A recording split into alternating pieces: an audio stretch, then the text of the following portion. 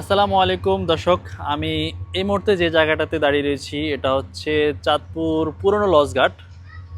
চাঁদপুর সদরের যে পুরনো লঞ্চঘাট আছে ওই জায়গাটাতে দাঁড়িয়ে রয়েছি। আর এই যে দেখছেন ঘাটের প্রবেশ পথ। অবশ্য যারা 8 থেকে 10 বছর আগে চাঁদপুরে লঞ্চ দিয়ে যাতায়াত করছেন তারা চিনবেন এই জায়গাটি। আর দেখছেন কাউন্টার, মহিলা পুরুষ প্রতি টিকিট 3 টাকা ছিল। ঘাটে ঢোকার যেই টিকিটের মূল্য ছিল তা তো 3 টাকা ছিল। আমি যদি আপনাদের একটু সামনে গিয়ে দেখাই, এই যে হচ্ছে লঞ্চঘাটটি। এখান থেকেই ঢাকার উদ্দেশ্যে চাঁদপুরের সকল লঞ্চ যাতায়াত করতো। বর্তমানে আপনারা জানেন এটা চাঁদপুর মাদ্রাসা গেট ওইখানে রয়েছে। আগে এখান থেকেই সব লঞ্চ যাতায়াত করতো।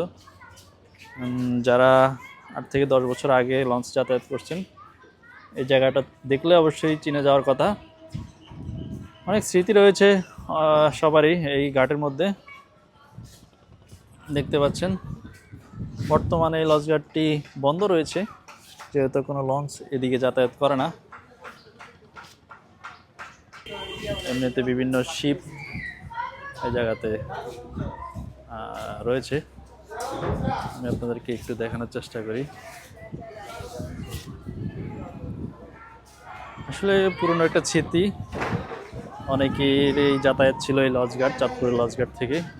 বর্তমানে চাঁদপুরের লঞ্চঘাট কেমন, কাজের ব্যস্ততা বা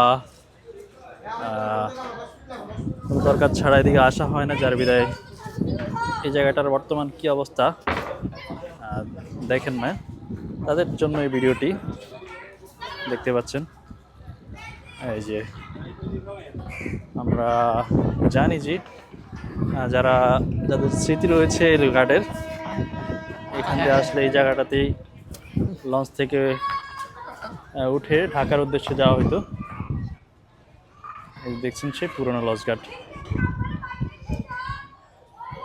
তো বন্ধুরা, কেমন লাগছে আমাদের ভিডিও অবশ্যই জানাবেন। তো বন্ধুরা, আমাদের চ্যানেলটিকে ফলো দিয়ে পাশে থাকবেন এমন এমন আরও ভিডিও পেতে।